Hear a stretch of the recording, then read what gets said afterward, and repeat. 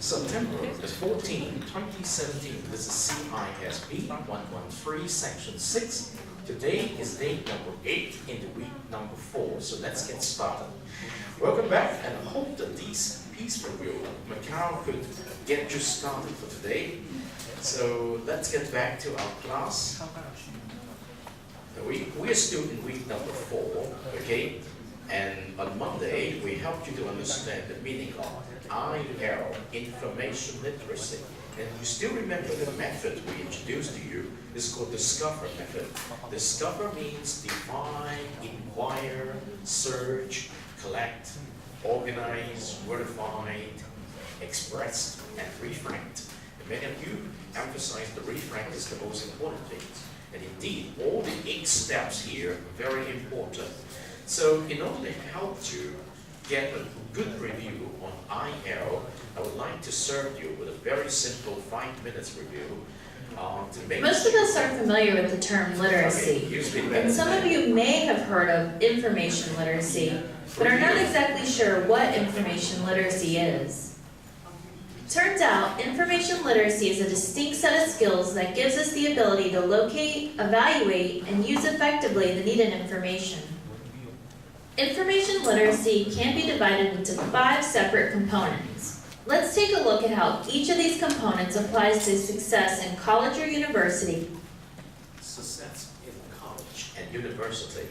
On Monday, we helped you to understand 5 components for a given wording. We're saying you have a need, okay, you have a need.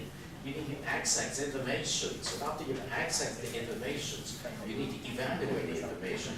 After you have evaluated the information, you need to use it, and then ethics means to acknowledge. And today, with that very simple linear approach, you need to identify your need, identify the sources of information. You need to find the information you need to evaluate. This is very important. Make sure it is something useful for you. And then you apply the information. At the end of your applications, you need to acknowledge the sources of your information. That's it. It's a very simple review, all right? If you follow this pattern, you will succeed. And if you have time, after these 30 seconds, you have 3 minutes more to review. But I will hold you responsible for that, okay? So that's very quick. And then you need to see what we are supposed to help you understand in this week. We want to let you know something about the intellect. We want to let you know something about the web. So what exactly is the intellect? What exactly is the web? So I brought in a very interesting video, but it's a person telling you something. So allow me to just get you started with this interesting video first, okay? Help you go through the sequence of Web 1.0. The internet is very much alive and kicking. The first generation of internet sites primarily gave information. But with the rise of sites like Facebook and Amazon, the web has become increasingly interactive. On this Web 2.0, it's mostly the user who produces the content. Without contributors, there would be no Facebook, and without people who post information on Wikipedia and their clips on YouTube, there would be no interaction on these sites. Meanwhile, most people have become familiar with Web 2.0. Blogging, tagging, social networking, and social bookmarking have paved the way to a next step in the development of the web. The step to the intelligent and omnipresent Web 3.0. Wow. Web 3.0 is not totally different from the web we know now. It is in many respects a continuation of existing techniques. Think of the so-called... Take a look at it. It's just in 58 seconds, okay? You've just watched 58 seconds of this video, and the presenter brought you from Web 1.0 through Web 2.0 and focused on Web 3.0. Now, this is the trick. If I do not stop you there, you will not have a good understanding of what exactly is meant by Web 1.0 and what is meant by Web 2.0. So, before I let you continue with the remaining 2 minutes, allow me to brought in a teacher who might be a little bit more patient with students need to understand. So, Hi, and welcome to another edition of Strategic Business Insights. Today we're going to define some of these jargon terms that people throw around like Web 2.0 or social media. What do those things actually mean? Well, we're going to break it down into 3 steps, okay? And let's look at the first one. This is back in the early 90s, okay? Early to mid 1990s. At that time, websites spoke to the website visitors. That was it. They had information, they provided information to the visitors. That's all that happened, one-way communication. Okay? That was like the first Web 1.0. Okay? No one ever called it that, but that's effectively what it was. Okay? Then in the second half of the 90s and into the 2000s, we started having Web 2.0. What's that? Well, Web 2.0 is when the website speaks to the website visitors and allows the visitors to speak back to the website. Okay, exactly, in 50 seconds. He has given you a very good definitions of what exactly is Web 1.0. And then he also gave you the context of Web 2.0. How many of you remember what he said? How many of you remember what he said? I will give you one more chance, okay? I'll give you at least 1 minute to talk about the same issues in your table, and then I'm going to rewrite the tape for you to read it one more time. So please put together the information. What exactly is Web 1.0 in about 10 seconds? What exactly is meant by Web 2.0 in another 30 seconds? Now you have 1 minute to talk among the member of the table. Do you hear what exactly is meant by the Web 1.0, Web 2.0? Now put things together. I give you 1 minute, and then I'm going to rewrite the tape, all right? 1 minute, catch it if you can. Or better say, catch me if you can. Exactly 50 seconds, all right? Yeah, it's 3 minutes and 51 seconds. This is a very nice and handsome guy. Do you still remember that? What exactly is meant by Web 1.0? Then what is meant by what is meant by Web 2.0? Okay? You know that web, you use the web every day. But what is it in that web that would characterize it as Web 1.0? And what is it in the same web today that you understand it? It's exercising the features of Web 2.0.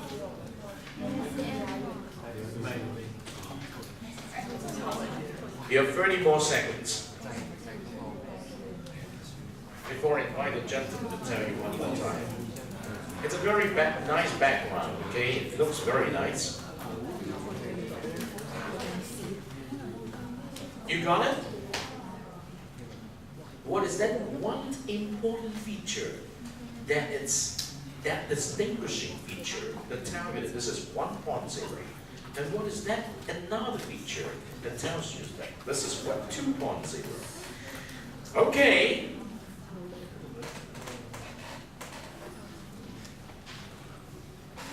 I'm counting down the last 10 seconds before I review it to you. Now catch it if you could. Remember that, it's very important. We got started with the web, all right? Here we go. Welcome to another edition of Strategic Business Insights. Today we're going to define some of these jargon terms that people throw around like Web 2.0 or social media. What do those things actually mean? Well, we're going to break it down into 3 steps, okay? And let's look at the first one. This is back in the early 90s, okay? Early to mid 1990s. At that time, websites spoke to the website visitors. That was it. They had... Back in the 1990s, actually, it started in 1994. At that time, what happened? Websites spoke to the audience. What does it mean?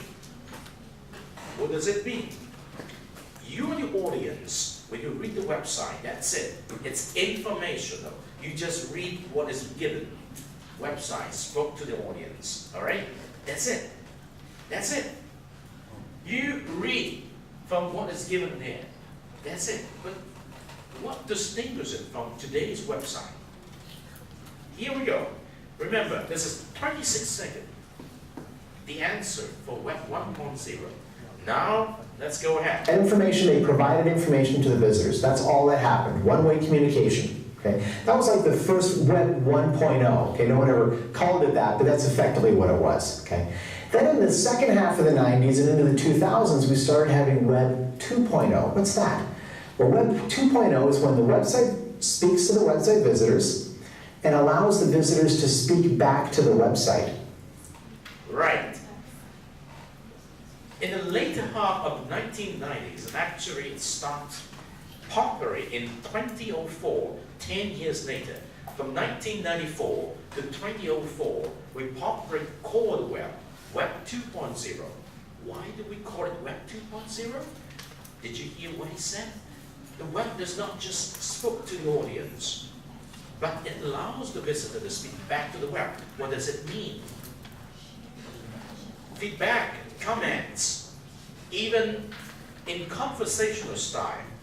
Okay? It's a big difference between the first generations of the web, when you can only listen to what is being given to you, but now, starting from 2004, now it's 2017, and now, 13 years later, we've been used to talking back to the web. So now, let's move on. Okay, it's called user-generated content. So people can upload, they can write things, they can contribute content, they can upload pictures or videos or whatever. User-generated content. That's two-way communication. That's what Web 2.0 is referring to. Okay, so what's social media? Social media is... Hold. Web 2.0 does not only speak to the visitor, it allows the visitor to speak back to the web. What does it mean? The key is called user-generated content. In the past, who is responsible for posting something on the web? Only technical people. We call them system administrators. System administrators are responsible for posting information of the organizations to the web periodically, maybe once a week, but most likely once a month. And they only update it in the next cycles of update. It is there, not dynamic enough. Today, when the web allows the visitor to speak back, the visitors, as the user of the web, is able to generate the content back to the web. Could you give me an example of doing that? Have you heard something called BLOG? What does it mean? Blog, what does it mean? You're right. In the blog, that means it's put on the web. Any persons who know how to write almost perfectly could put something on the web. It's called a user-generated content. Because of that, people through the web or the blog could actually communicate with one another instead of the system administrator. Only the technical people could do it in the past, in the first generations of the web. In the second generations of the web, ordinary user could actually play with the features provided by the web to communicate with one another. Okay, then what's next? What he's trying to tell us. It's the next step. So website speaks to website visitors, allows the visitors to speak back to the website, right, user-generated content, and facilitates the conversation between members, between visitors. Okay, three-way communication. So the visitors could do user-generated content, and they can also communicate with each other. That's social media. So you have things like Facebook and Twitter and YouTube and everything. You can communicate with other users of the website. That's social media. Right? So the big question is, what comes next? What's the next thing? What's the next step in the process? What exactly is social media? Social media is the kind of thing which allows one person through the web could directly communicate with more than one person on the web. So at any one time, many people could communicate with many other people. What is the basis of the social media? It's the basis of the social media is the web allows each user, visitor, the ability to generate his or her own content. So as to share in the web with all the other people. If one person can do that, all the other persons can do that, that is the social media. So you understand the context of that. So what's next? Right now we are 13 years away from 2004. 23 years away from 1994. 1994 is the birth of Web 1.0. 2004 is the official birth of Web 2.0. Now we're 2017. So there got to be something called Web 3.0. All right? So that's this. Success. Well, the next step in the process are websites and platforms that bridge the gap between the online world and the offline world. Okay, there's a lot of things that are taking place in this area. One of the big ones is referred to as augmented reality. So you have platforms, of course, a lot of these things are happening on cell phones. They have mobile apps where you can actually, like for example, there's this website called Zillow.com, which is a real estate website, and they have an app where you can literally be in a neighborhood and see a house right here, and you can hold your phone up, and it will know where you are, and it will know, because of the GPS in the phone, it'll know where the phone is pointing, so it'll know what that house is, and it'll know what that house is worth. So you can literally just hold up your phone and be like, oh, that house is worth 300,000 or 400 or what? Wait, I don't think we have such app in Macau yet, but it's a very good business. When I can hold my phone on a particular fact, on a particular building, then I can read the price of that particular fact. Well, it's available in the US, definitely. Whatever it is, and you can go around to all the different houses in the area, okay, and see what they're worth through the phone. So what's happening is it's putting a filter of information in between you and reality. Okay, and a lot of this, of course, is happening in the mobile space because that's what people carry around with them. So the first step was website speak to visitors. That was it, one-way communication. The next was two-way, allowing people to contribute content back.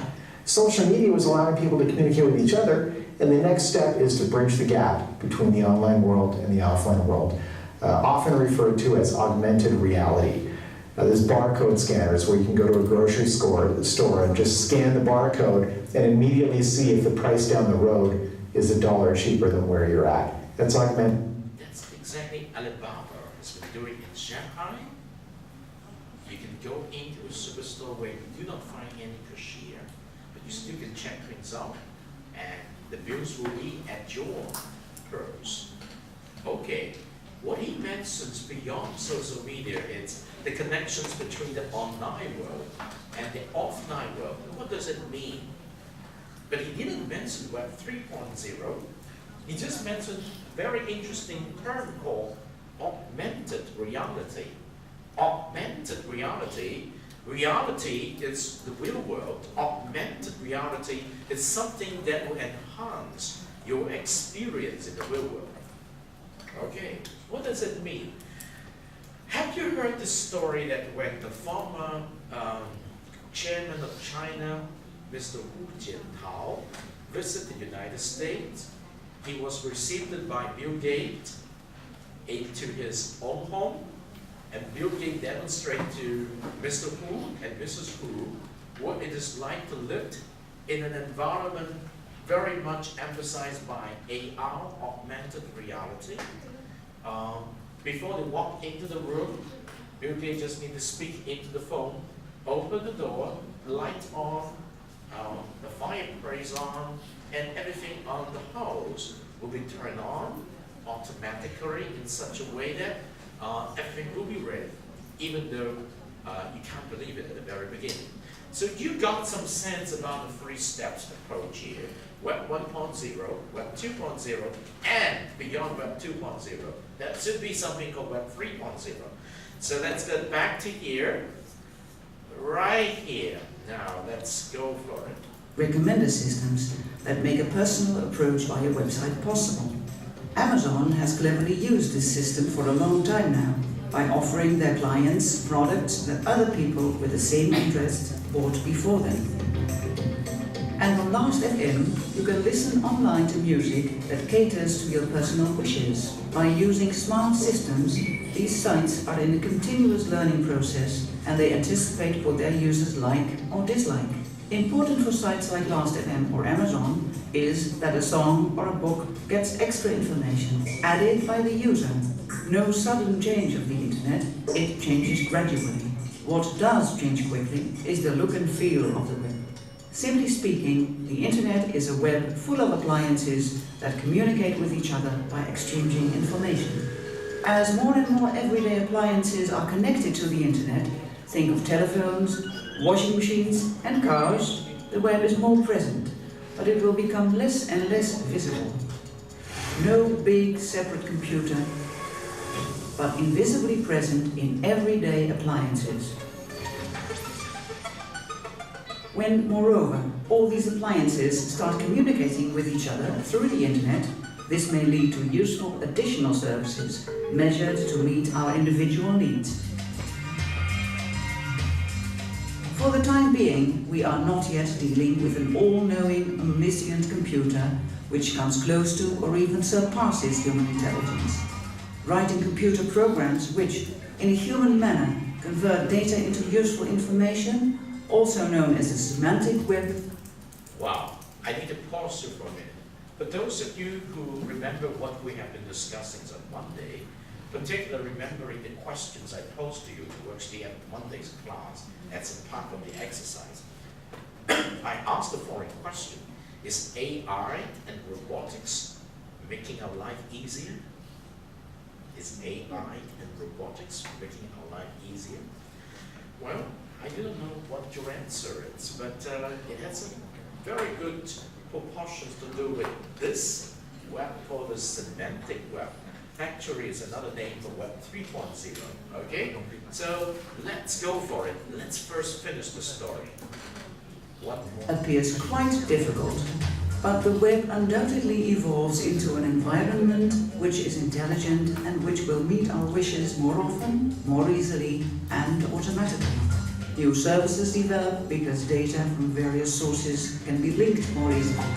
Moreover, with the good and often wireless infrastructure, these new internet services are always and everywhere available.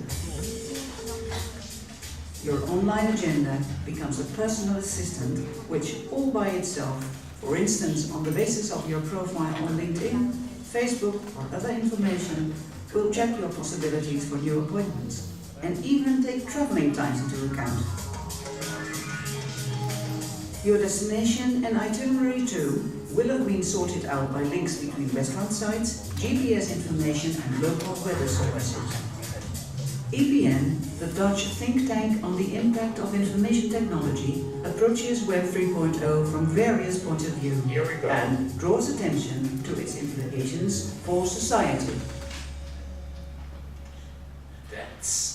You can hear the term Web 3.0 only at the very end of this particular video, okay? I will hold you responsible for the subsequent things, but let's go for this, hold this, and for just 5 minutes for that. In a minute, I'm going to help you to understand a little bit on the specific of Web 3.0. But so far, I would like to see if you have these impressions. Well, towards the end of the first gentleman's introductions, when he tells us something about what is Web 2.0, what is social media, and what comes next, he emphasized the connections between the online things and the offline things. When he talks about the online things, definitely he talks about our computer, which is hooked online, our mobile devices, such as our smartphone, which is hooked online. When he refers to the offline things, most likely he's referring to the refrigerator in your house. I guess not many refrigerators in your house are being connected to the internet at this stage. At least I don't think 70% or 90% of the home in Macau will have the refrigerator connected online. But that is a trend. Well, will you connect your washing machines online? Will you connect your air conditioning machines online at home at this point? Or will you connect your stove online where you cook things? At this point, most of the homes in Macau will not connect those things online to the internet. Okay? And so we consider this offline things. But in reality, we can see many, many more examples of smart homes where we can see all those appliances are connected online. And so the implications of Web 3.0. So EPN, do you still remember that organizations, which is mentioned towards the end of the last video, which is an European organizations doing specific research on the development of the web. And they put things together from different perspectives, and they consider such development as an important constituent of Web 3.0. So what exactly is Web 3.0? Our rector, Professor Whitejar, is an expert in cyber physical system, and he's also an expert in this area. We call it the intellect of things. When we talk about offline appliances today, such as the washing machines, refrigerator, the stove, your coffee maker, these are considered as things. Increasingly, we see that the intellect is not just connecting computers together, they are connecting different things together. And we call this IoT, which is a major characteristic of Web 3.0. So allow me to show you this video, just 5 minutes. The internet as we know it today is an astounding success. More than 1.3 billion people are connected to the web across the globe. In 2006, 161 exabytes of information were created or replicated worldwide. IDC estimates an increase of over 6 times this metric by 2010 to 988 exabytes or a zettabyte a year. More generic estimates are that while currently new technical information doubles over 2 years, by 2010 this will be every 72 hours. The development is driven by users as well as by technology. Web 2.0 changed users to creators of content. Platforms like MySpace, seen as a country that would be the 4th largest in the world with 250 million registered users, are going to transform the traditional ways of making business connections, networking, and community building. Whilst the number of users and the amount of content is growing faster and faster, the internet is departing from computers. More than 1 billion users of mobile phones already have the opportunity to access the internet, and this number will grow to 4 billion within the next few years. New technologies are changing the way we use the net. Intelligent devices, clothes, fridges, machines, and factories are connected and interact automatically without direct human involvement. This will revolutionize the consumer market as the internet becomes the fundamental economic instrument. Consumers will depend entirely upon network services, and businesses will depend entirely upon the future internet to provide these services. But since the current internet consists of mostly unstructured data and resources, most of the data and resources are unusable for the average user. Fact is, the internet is broken. We still have not one web, but a vast variety of different, unlinked data that is unable to communicate. That's why future internet will have to change, and change it will. For the new internet to be usable, we have to be able to delegate tasks to machines. The key problem here is how do we share meaning across the globe? When my machine on one side of the globe says the term bank, how does a machine on the other side of the globe understand that it means a financial institution and not the side of a river? Unless we integrate semantic technologies into the future internet, it will not be usable. We are currently rethinking the web on various levels. We are preparing for a web of things. All electronic devices will be active participants in the future internet. The Internet of Things is a very important part of the future internet. In the Internet of Things, we have a lot of real-world objects like cars and machines and things in the supply chain, which will be monitored directly. The things that we have, they are connected through services to the business systems, to the business operations in order to provide, for example, higher visibility, thereby leading to improvements in business operations, for example, in manufacturing. We believe that this will significantly shape the future of the internet. Content of things and content of people. User-generated content will grow significantly and will be a driving force in future internet. Collaborative business models and social network application tools will make the future internet run with fewer barriers than we face today. Semantic technologies will support these tools. Everything and everybody will be connected. The future internet will also reorganize publicity, privacy, and anonymity, where everybody can understand how much trust can and should be extended to others. Everything, everywhere, always. We must imagine future internet as a service, Mobile, ubiquitous and pervasive, 24/7 availability will be the norm. To sustain the demands of the future internet, networks must be re-engineered. We need new networks which integrate all kinds of devices and which allow the most auspicious vision of future internet. The Internet of Services will bring an enormous increase in the efficiency of economic processes. Business processes are unified in services that can be used by different groups of people within a company or enterprise or externally via the Internet of Services. Soon, redundantly providing the same information again and again will no longer be necessary. Semantics will provide secure and efficient access to a coordinated set of services that are not location dependent, are interoperable, coherent, consistent, scalable, pervasive, and reliable. These services will be networked together through the future Internet.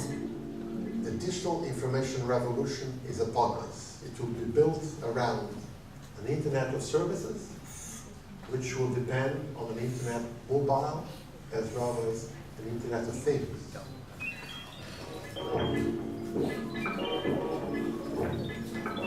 Tomorrow, every carton of milk will be on the Internet. See you on the net.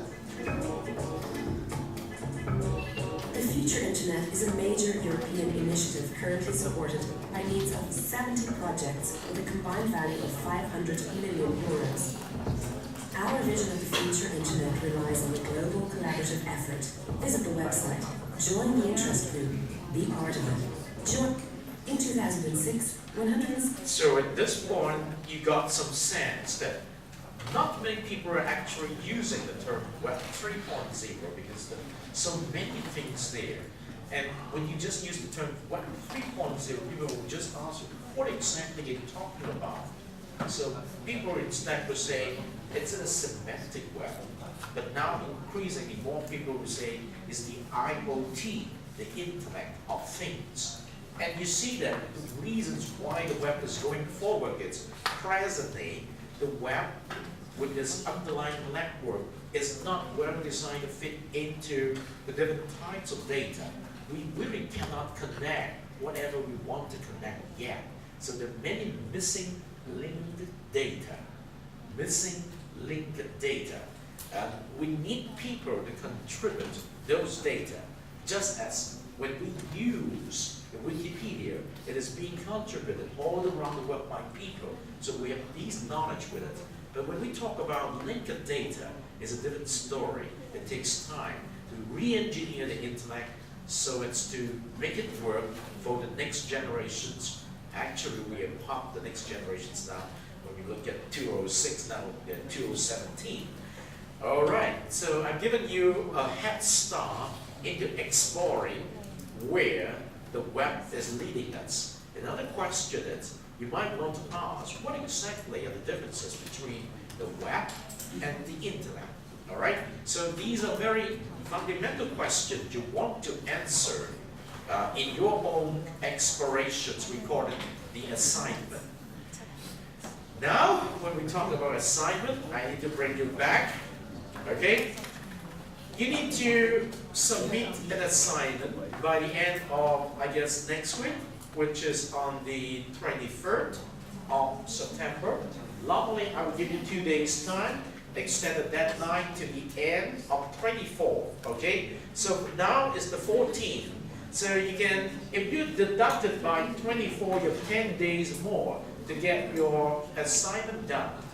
And the first assignment is nothing too big, it's manageable, okay? But I want you to start the assignment by getting well prepared. So, today I prepared something for you. This is a research assignment, although you just need to write a journal. Although you do not need to produce more than 2 pages of A4 papers. But you need to understand the meaning of this assignment. When we invite you to complete an assignment, there are many things you need to learn in the process of completing the assignment. Today, my purpose is to make sure you understand this is what you need to learn, okay? Bringing together what we have gone through on Monday, information literacy, bringing together what you have gone through in the previous 3 weeks on different topics in information technologies, fundamentals and practices. Now, it's important that you know what is being expected of you, okay? So let's start with a 5 to 6 minutes of starting your research assignment. May I invite your attention, please? Okay.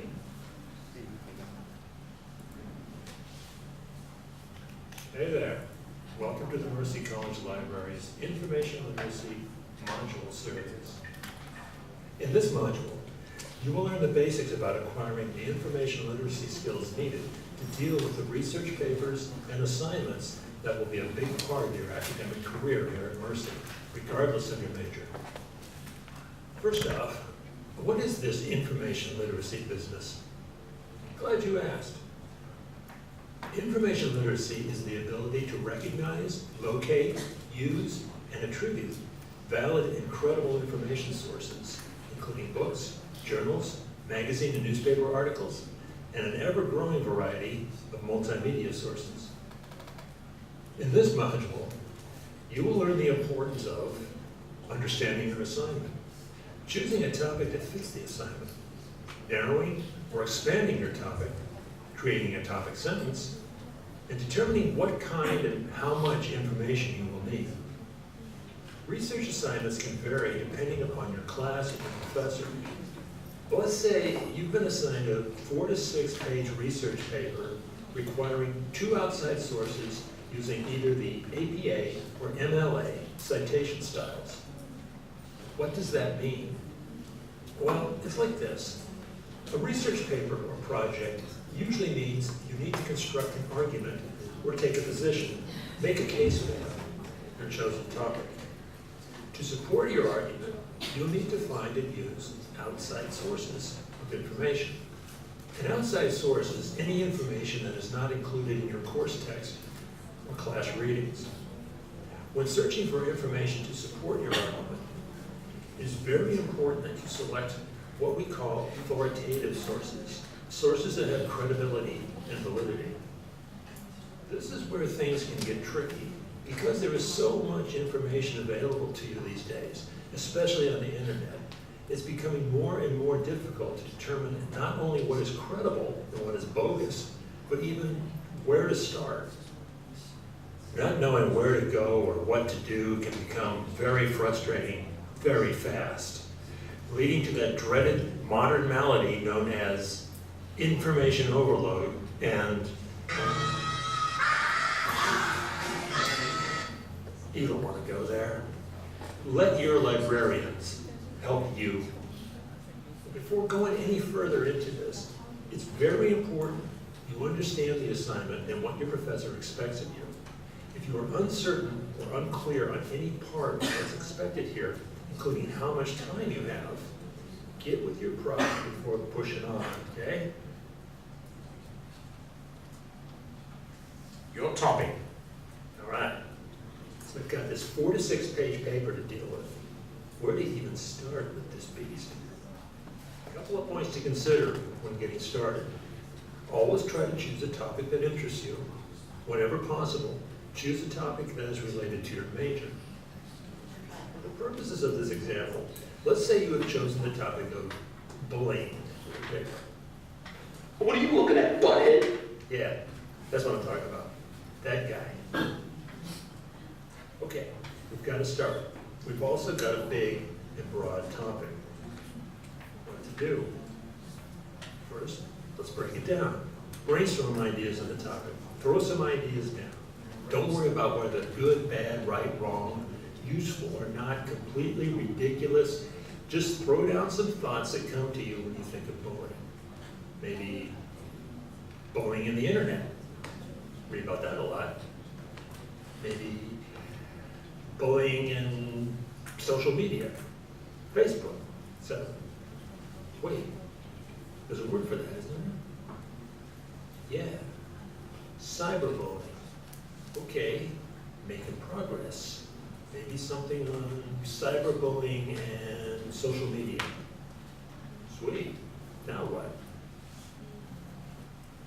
You got your topic. Remember that in a research paper, you are creating an argument, staking out and defending a position on your topic. What's the positions? So what's next? Try taking your idea and putting it into a single topic sentence. For ideas to help you, Google or other search engines can be a great source. Search engines, as we'll talk about more in subsequent modules, have limited use as sources for academic writing like this, but they're a great source of ideas and a good place to start. For example, let's take a quick look around Google for cyberbullying and social media. Well, looky here. Seems cyberbullying and social media has caused suicides. That's some serious stuff. What's being done about this? What can be done? What should be done? Wait, do you feel a topic sentence coming on here? Maybe something like, what steps are being taken to prevent cyberbullying in social media? Very good.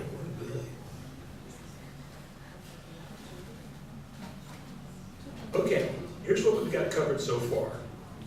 You understand your research assignment, what's expected of you, and how much time you have to do it. You've kicked around some ideas and boiled it all down to a topic, sentence, or question from which you'll develop an argument that will be your paper. You need to go and get 2 credible sources you can use to support your argument. In our next module, you'll learn about the open and closed web and how to use library resources to get the best sources for your paper. Oh, and those citation styles your professor is requiring? Don't worry about that just yet. We'll get to that too. Do you remember what you need to do in your journal? You need to select a topic. You need to select a topic from the expressed interest as expressed in the intellect, as is demonstrated in the first 4 weeks of the Moodle environment. You need to specify your interest topic. And then you need to start looking into some relevant sources where you can further support discussing this topic with your topic sentence issues. You brainstorm, just like the examples here. You need to name the additional sources, the outside sources, so that you can support the writing of your journal. So you need to select a topic, you need to find some external sources, you need to have a topic sentence to steer the directions of what you're going to look into the topic. Okay? So you know the nature of the assignment. Alright? It is up to you what topic you want to decide based on those topics listed out in the syllabus, in the Moodle environment, under the big umbrella, IT fundamentals and practices. Okay, so next one. Now then, you know what you want. How do you find what you need? Okay, suppose you got a topic. You know you want to explore some specifics on that topic. How do you find what you need? Okay? Hello, and welcome to the Mercy College Library's Information Literacy Module Series. In this module, you will learn the difference between search engines and databases, how to develop a search strategy for your research paper or project, how to access databases using the library website, and how to use database tools to refine and focus your search. Ready? Let's get started. Search engines are open web-based search tools such as Google, Yahoo, or Bing that help you locate information available on the World Wide Web. You're probably very familiar with those. Databases use the internet to search for information too, but use a restricted part of the web to store information that is off limits to search engines like Google. This portion of the web is sometimes referred to as the closed or dark web, Referring to the database. where search engines troll the free and open web where anyone can post anything.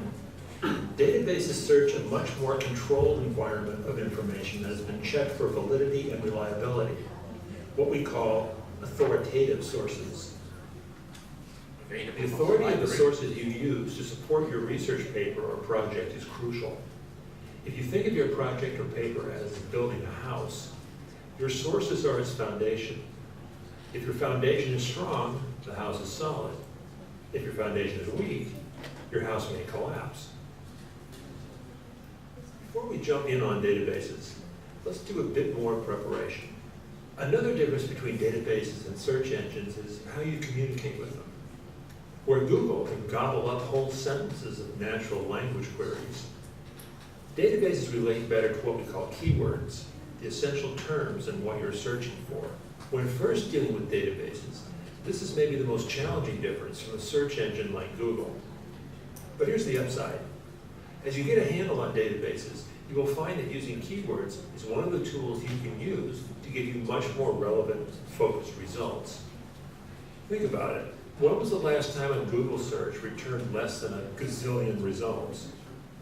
Our natural language Google search, Look like at that cyberbullying, number. for example, Can we returned take a good look at that? 539,000 results. Yeah, that's right. It's too much. Fast track to information overload and, well, let's just say you got to get it real early to go through that many results. Let's look at our topic question. What steps are being taken to prevent cyberbullying in social media? All right, let's break this down. Keyword. Good. Now let's take these keywords and plug them into a database to see what happens. Let's start with a reference database.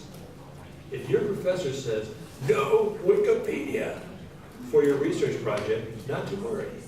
Your library's got you covered. So let's take a look at Credo Reference, a good reference database accessible from the library website, which you can reach from the Mercy College homepage. We have the university Mercy.edu, contacts. then mouse over academics, scroll down to libraries, and that will take you to the library homepage. Then scroll down to the research column there in the center. Select Find Articles by Subject. This is a listing that's going to give you all of the databases by subject or your major. It helps you find which databases have strengths in a particular field. It also, off to the left, lists our most popular, our heavy hitters, which includes Credo Reference, the big reference database. So, let's take a look to see how our keywords may fare in a database like this. So, we click on Advanced Search, which is going to give us a few more options, and we put in cyberbullying up top, because that's our main keyword.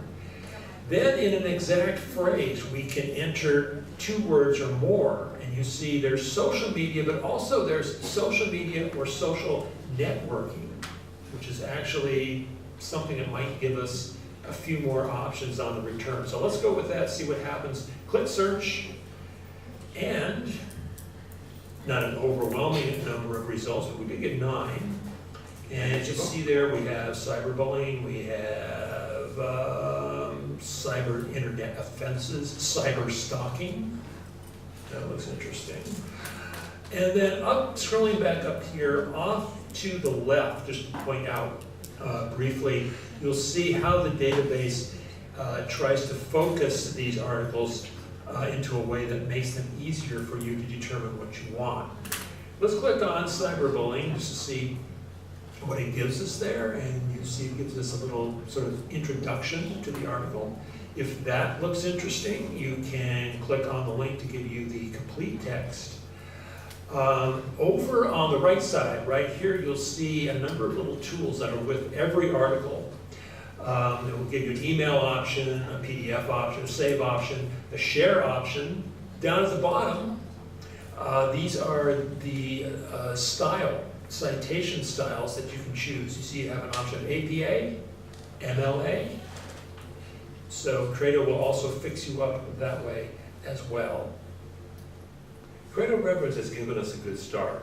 Just Now one let's top check out one database. more database for a wider range of information sources. ProQuest. That's All right, now let's look at another database, a general purpose database, again accessible through the Mercy College homepage, mouse over academics, down to libraries.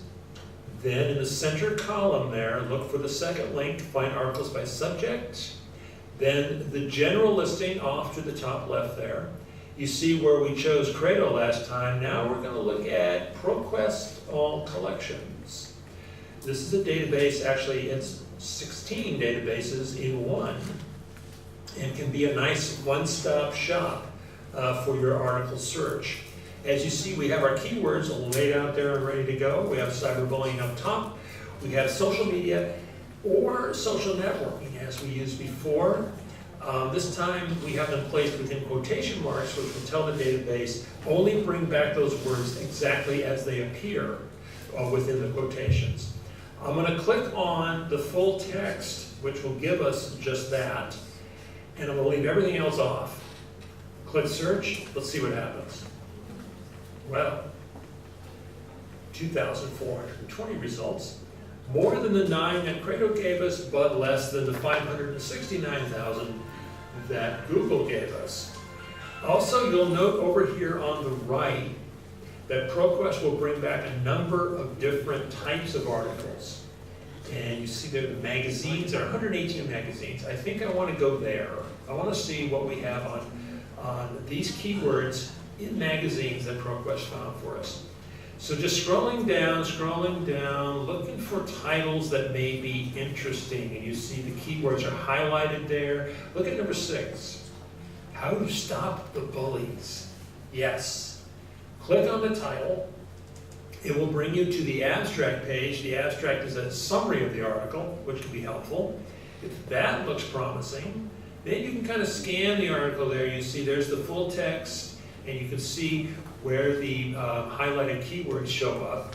If you prefer the PDF version, which will look more like a photocopy of the original, that's also available. And you see it has email, print, and the handy cite option. Click on that, and yes, That's the citation. ProQuest will cite that article in the style of choice. There's APA, there's MLA, whatever you want, you just tell it, it does it. You can also email yourself the article, which also offers you the opportunity to include at the bottom the citation in any particular style that you want. So, ProQuest will do this with every article. It's a very useful, very user-friendly database, and along with Credo, may be all you need for your project. If you find you need more help, check the supplementary sources available in Blackboard, or ask a Mercy College librarian for help. Let's review. Okay, here's what we've covered in this module. We've learned about the basic differences between search engines and databases. We developed keywords from our topic question to focus our database search. We accessed and searched 2 databases through the library website to locate valid, authoritative outside sources for your research project. And we learned that additional information is available through the module companion site, available through your Blackboard course, or asking a Mercy College librarian. In our next module, we'll learn about how to credit your outside sources and how to avoid plagiarism, which is a big dark hole you definitely don't want to fall into. Now let's follow up with this very important video, which tells you, now that you know what you want, how do you find the information you need? So basically, the professors then tells us basically 2 sources. One is called the open web. We look up the information from the internet. How do we look up the information from the internet? We use search engines such as the Google, the Yahoo, the Bing, the .pi. You learn all of these on Monday. Another important source of information is referred to as the closed web or the dark web. These means all the important information that should be available from your college library. For example, in the context of the University of Macau, that should be available from our library. So let's try. So let's go to the University of Macau.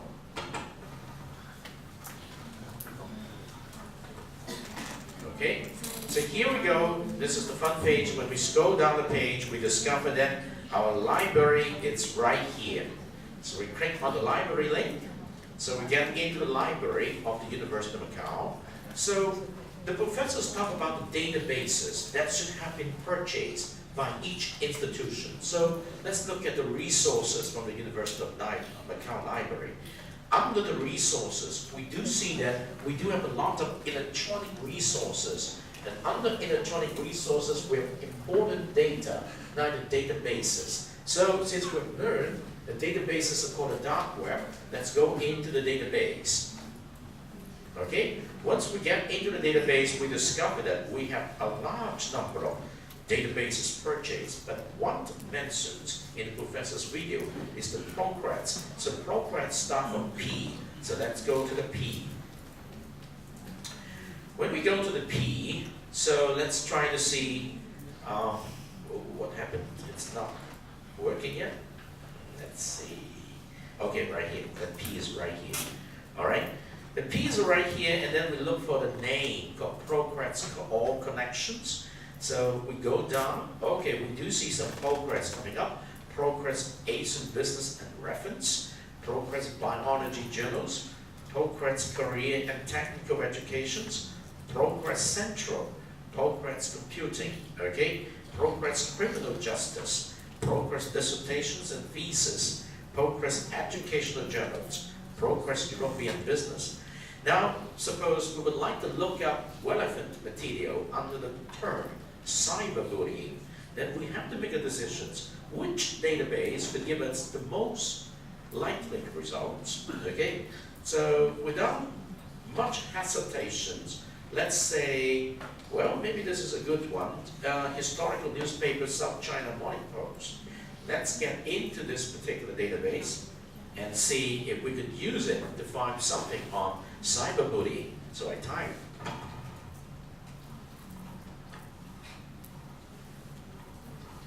cyberbullying. Okay, so from what I could discover from this database, which is very much close to Macau, I checked to see if we could find something related to this term. And then you can see that I do have some results for the first 20. I do have the keyword bullying, but I have not located one with cyberbullying yet. So let's move on and see if there is anything closer to cyberbullying. Okay, wow. Then you can try to say that, well, with 10 pages to go, let's go to page 4. What if we cannot find any particular keyword on cyberbullying out this, then choose another database. Well, that's the way it is to look up things. I use the keyword cyberbullying, and they look it up through the keyword bullying. Okay? Suppose I've already found something on this. Say, cultural critics rate for using bullying tactics. Now, minutes ago, the professor said that we could actually find the full text here. Okay, if I find the full text here, I got something like this. If I'm just interested in this topic, I just click into this particular title. And under this title, you can see that I could cite this to take a look at how do I produce the citations of this. So I click on the side, and then they use the APA style, 6 editions of the American Psychological Association, which is very much what we need to do. And this is the way to cite this particular source. So you do not need to create it on your own. If you do not know the rules to create an APA citations, you just need to produce a citation in this format. And once you got it, you can copy and paste this into your journal, Moodle journals. Okay? And then you could have at least one resource. And you can keep looking for all the relevant resources and use the citation to keep track of them. Do you see the meaning of databases at this point?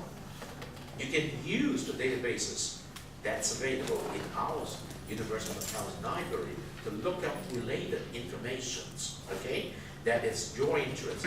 What if there's no such databases in the University of Macau library? Well, we have connected the UM library to the libraries in Hong Kong's institutions, such as Hong Kong U, Polytech U, that you can actually interconnect to the databases to look up informations. All right, this is one example. Another example is what if I would like to look it up from the internet? So maybe I just want to go to DocPy. So DocPy web search, okay? So from the DocPy web search, let's type in cyberbullying.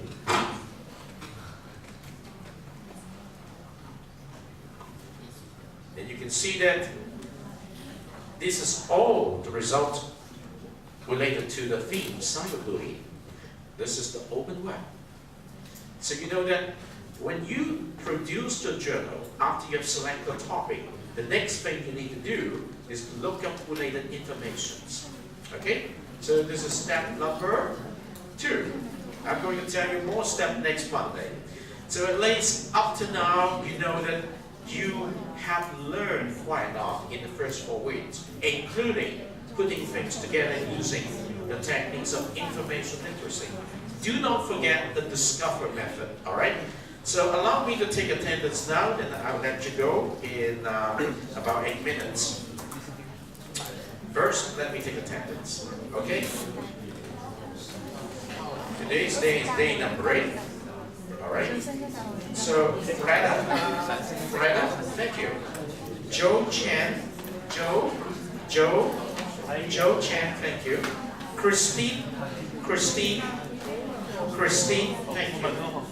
Sally, thank you. And then Vienna, thank you. Stephanie, thank you. Winnie Chan, Winnie, not here today.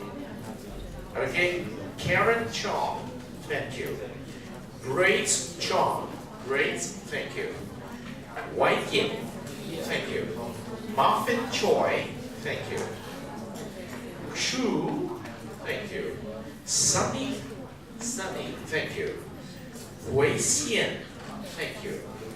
Wendy Fan, Wendy Fan. Okay, thank you. You're Wendy, thank you. Ariel Fu, thank you. Dawn Fu, Dawn, thank you. Sylvia Fu, thank you. Jeannie Ho, thank you. Harry Ho, thank you. Pat Ho, thank you. Whitney Hui, thank you.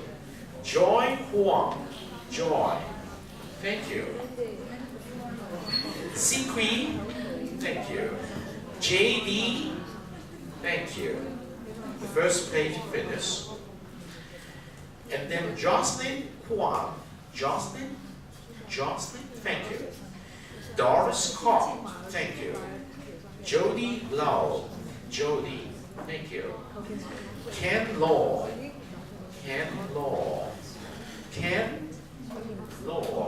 you're not here.